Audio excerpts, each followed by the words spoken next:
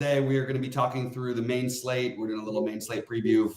We did do an early slate look. I did post my early builds for the early slate in the Discord, and we are going to talk through game by game here on a real slate, which is looking a lot more interesting because that first slate I ended up with 3 Detroit guys in my biggest build, my biggest buy-in.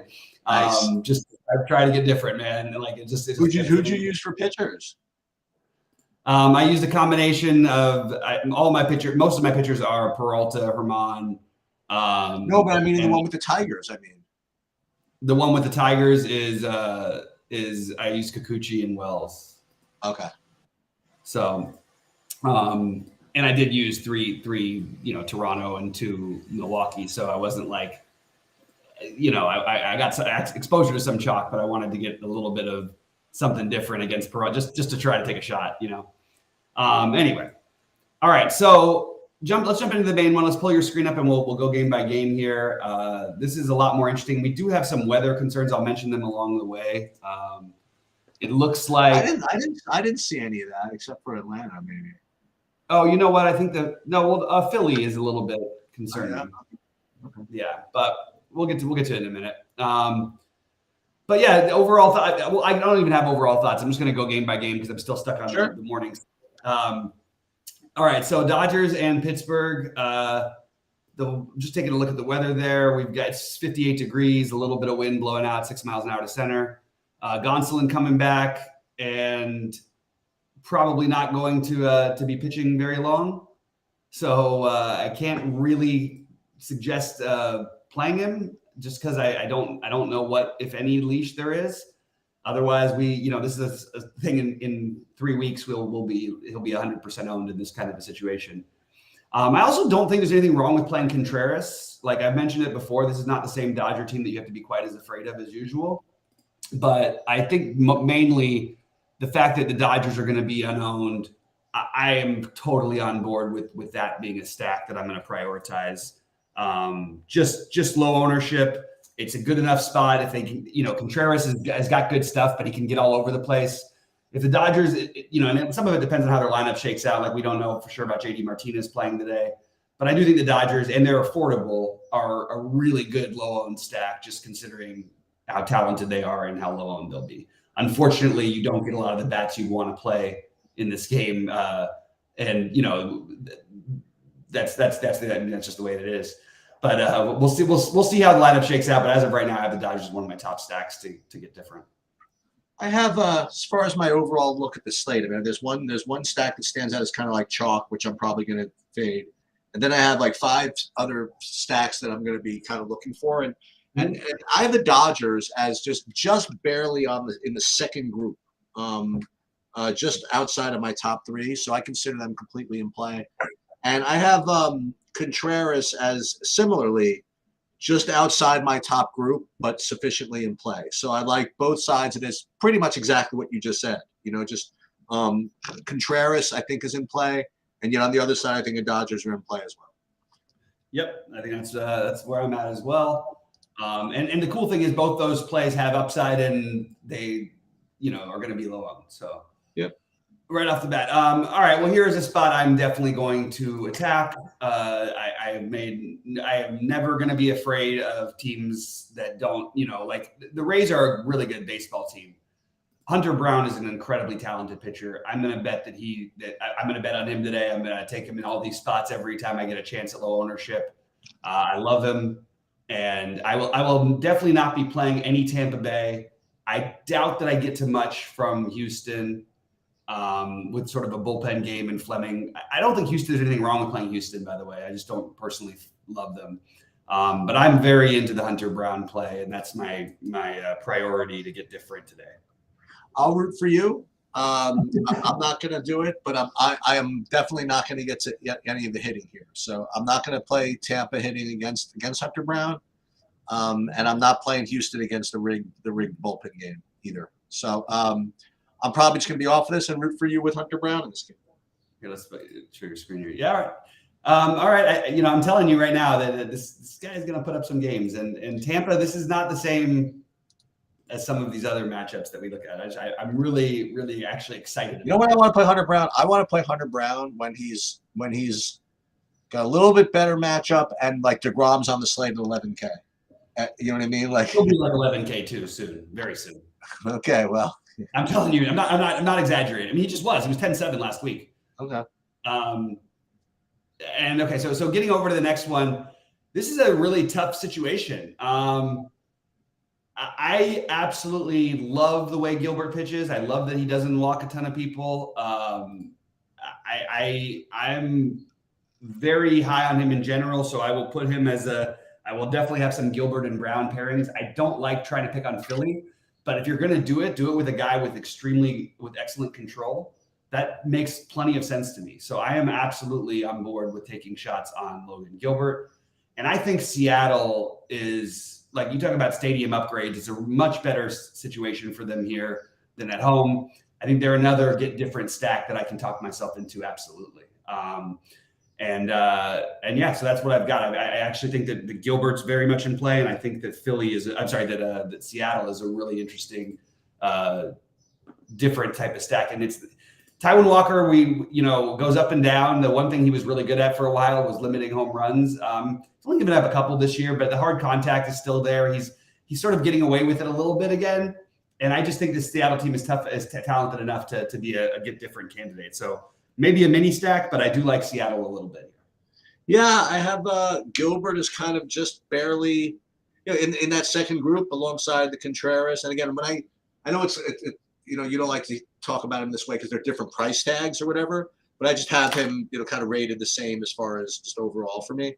So I have Gilbert just, listen, like you said, Philly's not the easiest matchup in the world, but Gilbert's a really good pitcher, and then likewise on the other side of this, I think Philly's a pretty decent, kind of an okay, maybe lower owned stack, but Gilbert's a good pitcher, so probably going to end up either canceling each other out, me not playing either of them, or I'll have a little of both of them. I didn't quite get to Seattle, but that's certainly something I can get talked into. So maybe I'll sprinkle a little Seattle into that. But, this happens a lot in baseball. You have perfectly good pitchers and perfectly good hitting teams on the other side.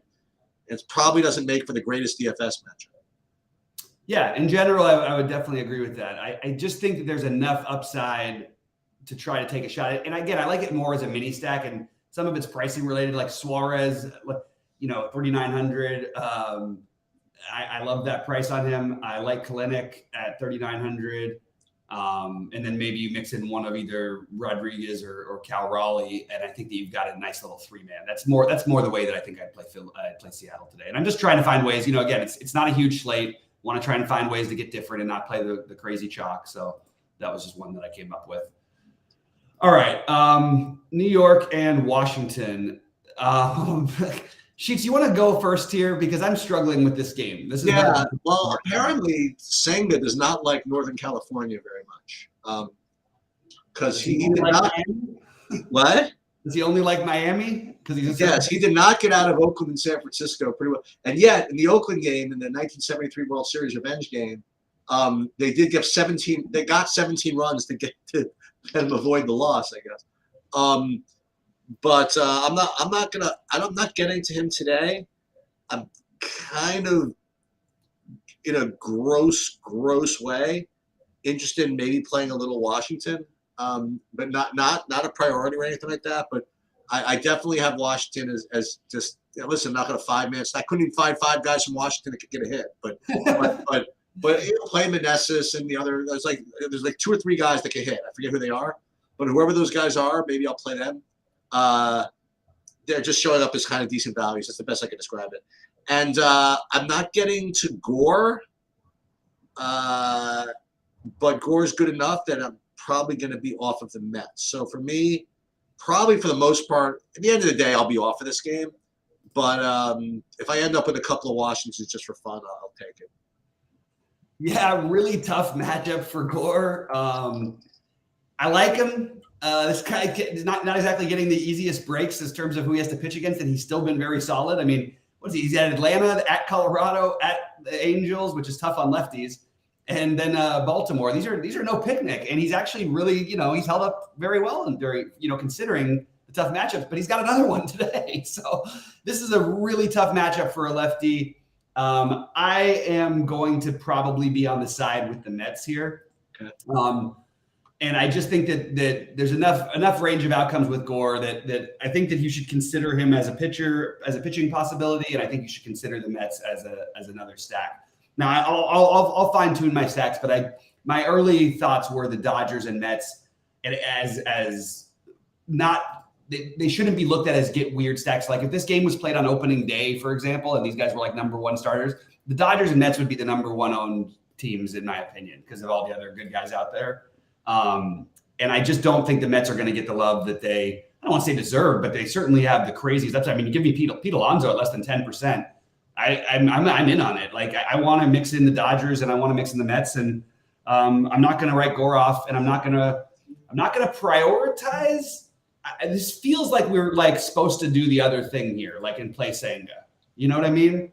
Like, and every pitcher on this slate that I really like, that I love as a pitcher, pretty much has a tough matchup. The ones that I like, I said. Now, I know Sheets is going to talk about another guy that he loves, but I think that makes everybody in play for me. So I'm gonna play a little bit of Senga at low ownership. Maybe I'll do that in my Mets builds because you get the double sort of.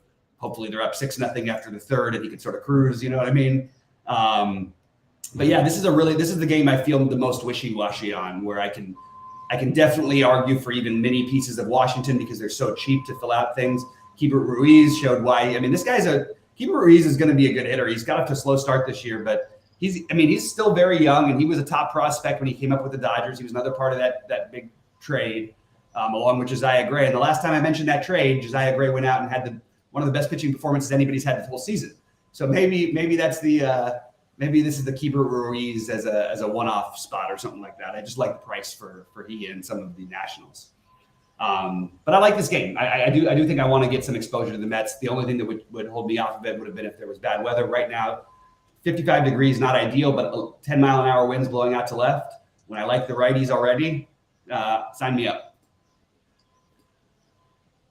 And now we get to the game where I think you're going to have your favorite pitcher, and I think we're going to have my favorite pitcher, and I think they're going to be two different pitchers.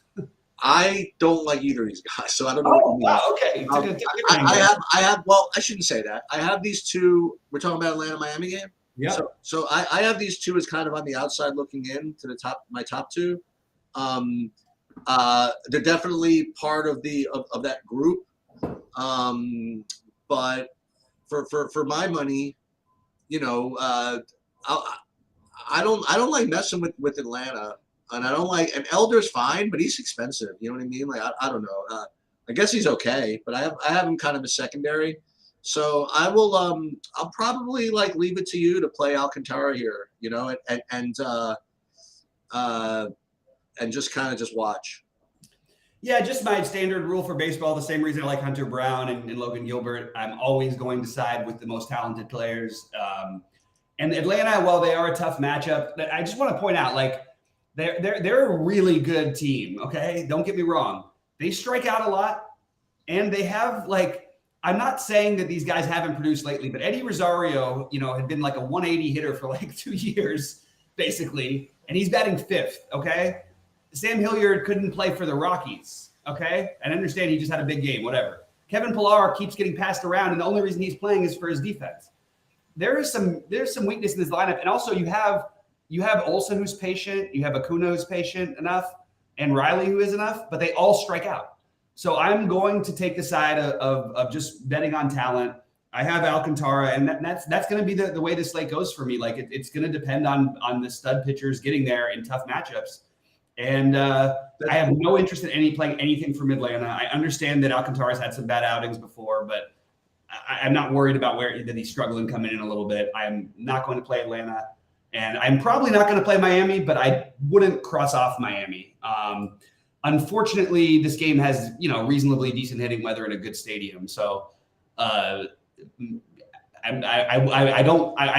could get to it. I don't know if I want to. If I had to play anybody, I guess in Miami, it'd be Chisholm and Soler.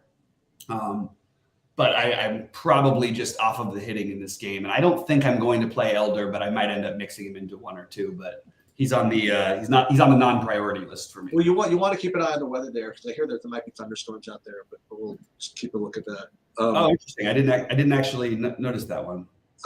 So we'll just keep there's always thunderstorms in Atlanta. Yeah, I have Elder and Sandy both on the second tier, but again, we'll look at ownership. We'll see how that goes. You want to move on to San Diego against Cy Young winner Drew Smiley? You want to? So yeah, go ahead. Go ahead, Sheets. You start with it. Oh, so for me, it's easy. I mean, like, there's no way you'll play him. I know you. No, I'm like just stacking San Diego. Like that's good luck. That's what I'm doing. Unless you tell me it's 20 miles an hour blowing in or something. It's blowing in only 6 miles an hour, but yeah, that's exactly what I want. Because if it was blowing out, San Diego would be huge chalk. Yeah. And if it was blowing in at 20, I would get frustrated. You know what I mean? So blowing out at 5, I'll live with. Smiley coming off the ceiling performance, and I'll try it. So for me, I have San Diego alongside of this another team. We'll recap whatever as like pretty good leverage, pretty good whatever. So I'll take I like San Diego as one of my favorite just overall stacks on the board, and I'm not getting any of this pitch. You have an extremely low total, terrible hitting weather, even though it's not as windy. Michael Wacha has been just completely roughed up two starts in a row after looking like the best pitcher in baseball against the aforementioned Atlanta Braves, who he put up 36 against somehow. It's a good enough matchup where I'm always going to consider a pitcher against the Cubs. These guys are both on the outside looking in for me as pitchers go, but they're on my list. I mean, I'm considering them. And I'll tell you one thing, you won't have any ownership. And my plan initially was to stack the hell out of San Diego if it was just like a little bit warmer or even just no wind or side wind or something. But blowing in even a little bit in Wrigley, I just feel like it's hard for me to want to fully stack it. But because they're going to be so low owned, I do think getting some pieces of San Diego does make a lot of sense. Tatis, Machado being the main ones, Nelson Cruz, Juan Soto, all these guys, get maybe a 2 or 3 man of some mix of that group will make some sense. And I'm not playing the Cubs, and I just don't know I don't think I'm going to end up with Wacha. I'm struggling. This is another one of those games where I really wanted to attack it, but the hitting weather isn't there. And like you said, maybe you get low ownership because of it. Maybe that's a good thing. But I don't know. I think I'm probably going to be mostly off of that game in all formats. Just trying to figure out maybe San Diego as a mini stack is my only thing that I would probably be really high on. So, like, you brought up a point as we go into this next game about when you were talking about Alcantara and the other ones about, like, well, I'm just going to just bet on kind of the studs just putting up good games or something. I mean, for me, I'm kind of looking at the slate a little bit differently. Like, I don't really see the big upside for the studs today. I mean, I see that it's possible, but I mean, they're all have tough matchups. I just assume take Sandoval at home against Oakland at 6,500, and he's going to be obviously, I think, like immense chalk. But I'm willing to do that. That's what I identified last night, and the projections are kind of backing it up too. So I'm just going to make this quote unquote right safe play. And just probably go with Sandoval. And as far as the hitting goes, this is the part I'm just going to fade. I'm same comment as far as yesterday. I don't have look. The Angels are showing up as like the best stack and the big chalk, and I just same analysis. Yes, I just don't believe it. You know what I mean? I just don't believe it. It's just Ohtani and this Trout, and then the rest. I can really live without all this other stuff. So I'm going to fade that. And we'll just see how it turns out. I like the situation for the Angels, and because I'm getting weird enough with my pitching and with my Mets and Dodgers stacks, I can play the Angels with those teams. So I actually will have some. Yes, you can. And I also have no problem. Like, I actually really like Taylor Ward. I still am waiting for Rendon to become what he used to be, but maybe I'll be waiting a while for that one. I don't know what's wrong with him, but anyway, Renfroe, if you wanted to play like a Renfroe, I guess Rendon or Rengifo, Drury, and Ward or something like a 3-man or a 4-man. You're not going to have as much chalk, and most people who stack this game are going to play at least one of Trout or Ohtani. So if you didn't even want to do a full stack without them, I think that's actually viable. I do think there's a huge blow up possibility for them against the A's here. That we know how bad the A's bullpen is. Medina probably won't last very long. So it really is a bullpen game, but we don't have like a ton to choose from today. So hard for me to ignore the Angels. At the same time, I like Sandoval is going to be really popular. Yep. I mean, look, this slate is playing out really funny. What about taking the other side of that? Like, I mean, Oakland. Oh, yeah. I mean, that's what you do. Like if you play the two stud pitchers, yeah, go for it. Yeah, and you've got you're so cheap.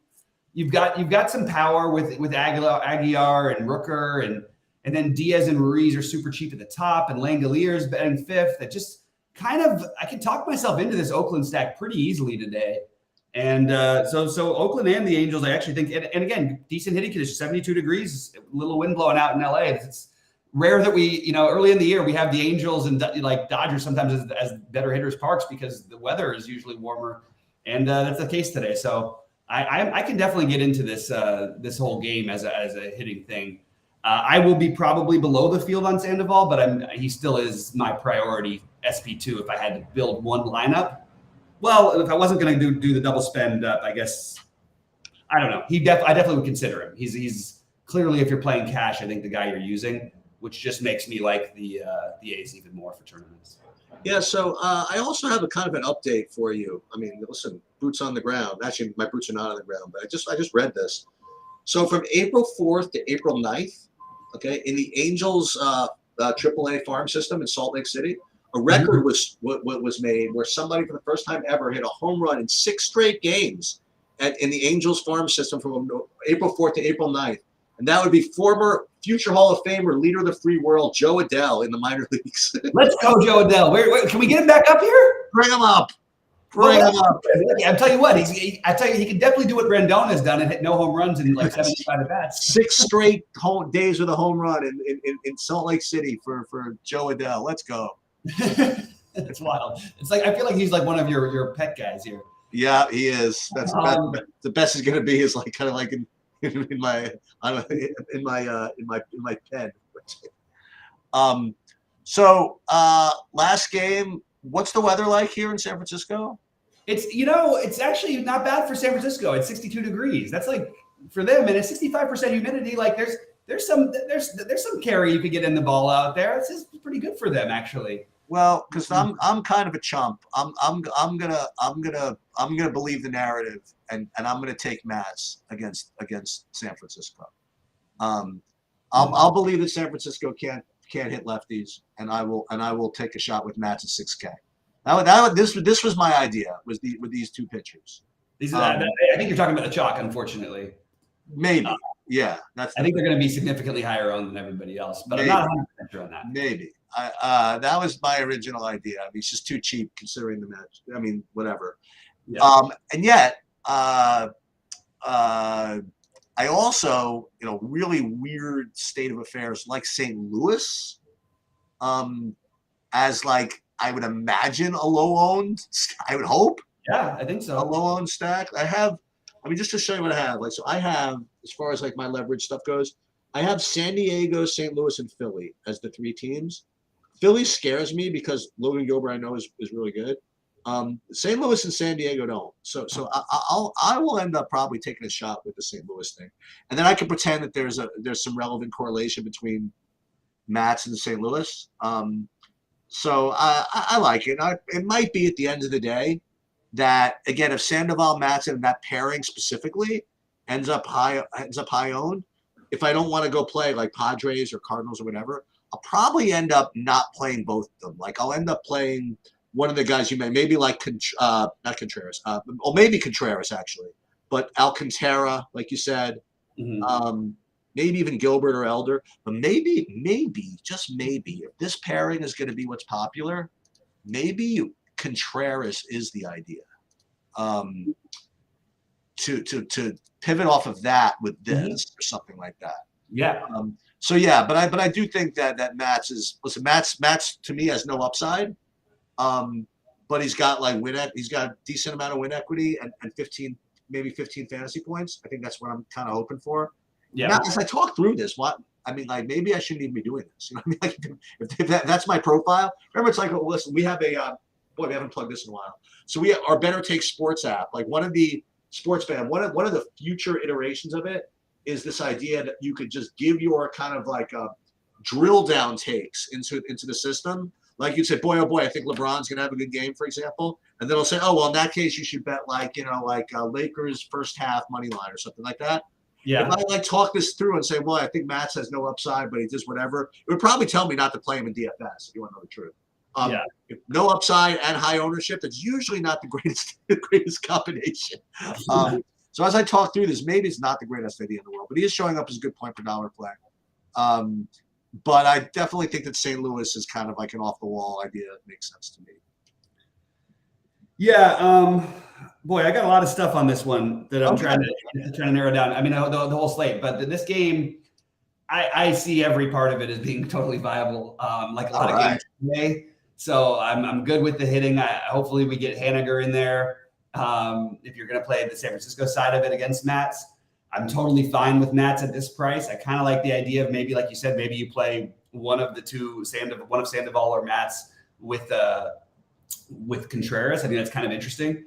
But I don't know, there's lots of ways to get different. I like my overall core today's, but I do have both of these stacks as in play, and just wanted to throw that out there. But the main ones for me are going to be, so the Angels are sort of like a baseline team that I'm going to try to use today. Like they're going to be my 3 and 4 man, paired with my Dodgers, paired with my Mets, paired with a little bit of Seattle. And then I've got San Francisco and Oakland. It's a little too many stacks for me to have on this small of a slate, so I'm going to have to narrow that down. The pitchers that I'm going with the most are Hunter Brown, Alcantara, and then we get into the Sandoval Contreras match of his cheap spend downs, and then along with Gore, then all the spend ups, the Brown, Gilbert, Senga, Alcantara are probably what I'm going to end up using for pitching. And I'm going to be high again on the Dodgers, Mets, Angels,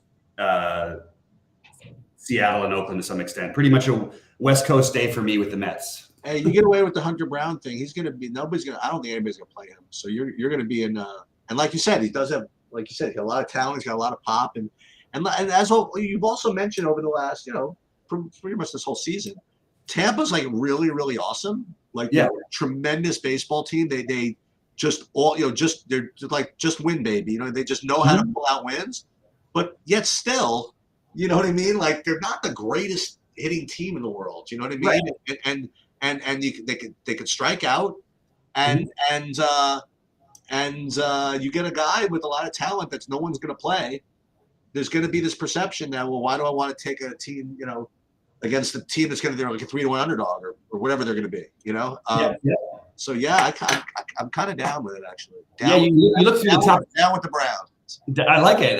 You look through the top 3 in Tampa's lineup, and you get past it. I mean, even as Brandon Lowe, who I love in general, he has power and everything. This guy strikes out a ton. Dude, Arozarena could strike out just as much as everybody. Arozarena strikes out a ton. Like only Yandy doesn't really strike out that much. Then Harold Ramirez, Josh Lowe, Jose Siri, Taylor Walls, Christian Bethencourt. Who are you afraid of in this lineup? Like, let's go. I'm into it. All right, we are going to be back. So there's not going to be a quick hoop stick on this one. This is the MLB one, but we will do. I got time to do the golf and the NBA if you want to. Yeah, give me like 5 minutes to do a pit stop. Actually, let's make it like 1:30. Yeah, perfect. Okay, see you then. All right, good luck, everybody.